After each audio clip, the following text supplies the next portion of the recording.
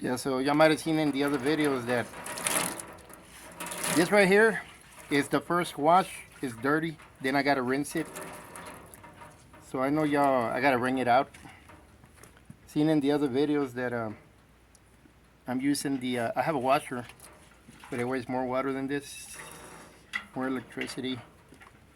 I don't have enough solar panels yet. So what I'm doing is I'm using my concrete mixer, cement mixer, and I wring it out right now, and then I'll put it back in with fresh water.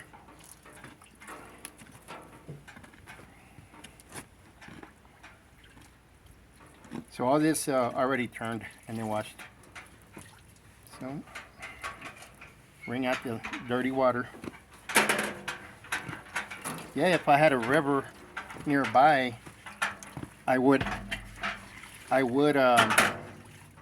go to the river and let it flow off the dirty water, but there's no river here. I'm in the desert. I gotta bring my own water.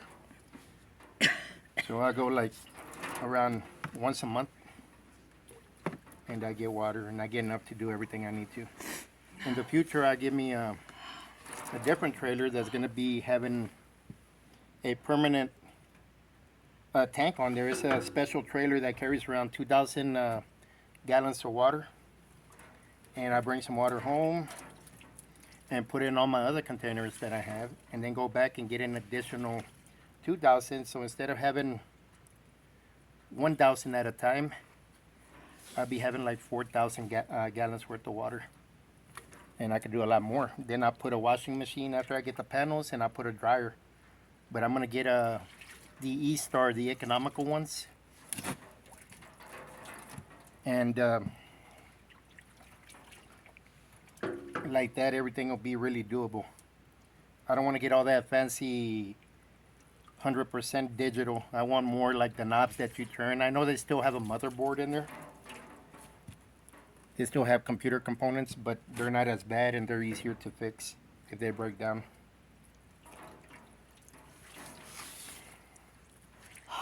So I wish I could get one of the old ones. The ones that are just electric, no kind of motherboard or anything. You just turn on, it's just basically an off and on switch with gears. They turn on and then you can run the clothes through some rubber wheels, and that'll wring it out, and then you just put new water and do it again. I wish I knew where I could buy one of those. I don't even know why they quit making them.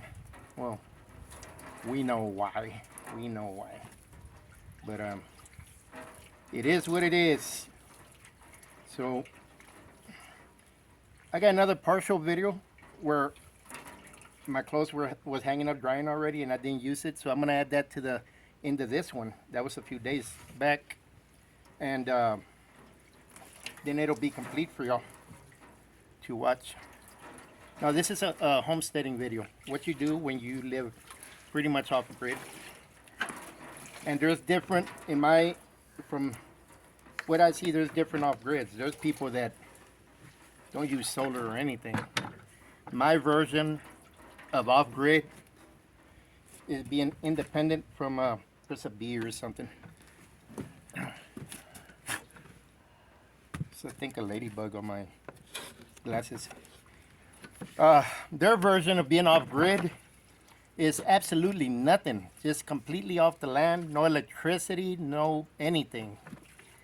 But I can't say that's not completely off grid because you're still using kerosene or something. The only difference is instead of kerosene, which I have used in the past, or butane or propane, I still use propane, but I'm going to solar. And I'm going to have propane, and I'm going to have a backup generator for gas that I only use if needed. I want to depend mainly on solar, and eventually I'm going to get wind because we get high winds over here. So I'm in a good place for solar and wind. We get like, I forgot what they said, I think it's like 90% of solar out here in West Texas throughout the year. And then the only time that it seems like it gets cloudy more is during the winter, or you see these darn planes passing by, just, leaving them lines of, well, y'all know what that is. trying to cloud up the sky. But we get such high winds that that crap usually doesn't last. It blows everything away. That's what I really like. So even like that, it'll be good. So I'm going to solar, like I said.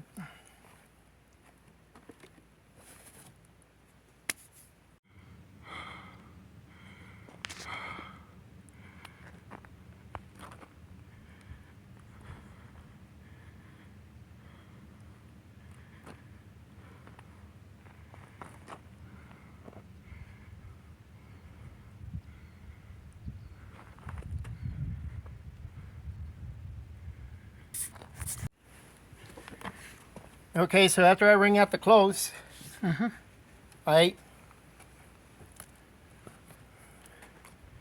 emptied the inside of the machine, or yeah, well, it is a machine, not a washing machine, but I converted it, and I wring out all the clothes. So now, basically, what I do is put all the clothes back in after I wring it out. So all this clothes needs to be rinsed. I put all this back in there. And I know a lot of people say, man, we can wash clothes. Yeah, but this is out in the country. If you don't know what to do out in the country, you're going to be stuck with dirty clothes. You're not going to know what to do. And this pretty much is for anybody to watch, but for people that are new to the country life, to kind of get an idea of different things you could do. If you're not set up to where you can use washing machines that have to suck up the water through the hoses, you know, pretty much pressurized, you could do it this way by using 5-gallon buckets. Now, this is what I would do. Just fill this up. It's not full right now. This is for demonstrations. It's only 1/3 of the way. I'm going to go ahead and get the rest.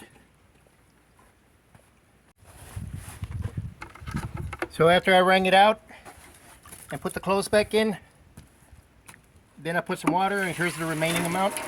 So it's about 5 gallons of water, since I don't have a lot of clothes.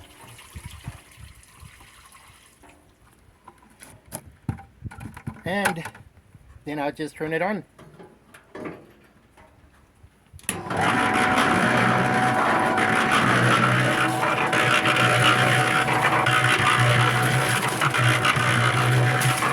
there's the clothes.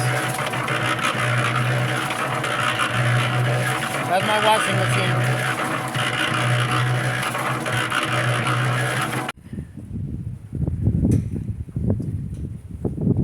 Hello folks.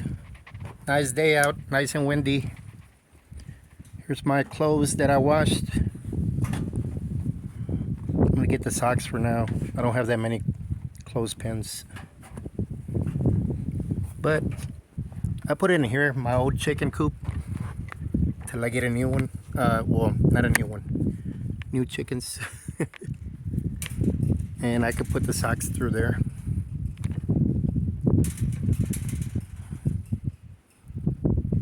And between the sun and the wind, they dry pretty quick.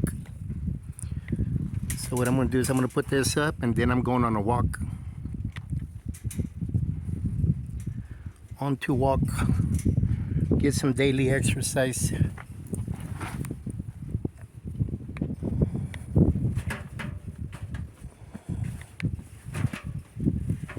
Okay, I'm going to need both of my hands for the rest, so y'all can see the inside of the cage. Everything drying, nice and clean.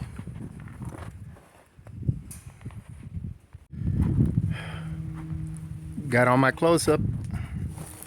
Country life, baby. It's not easy like the city, but it's easier than the city sometimes.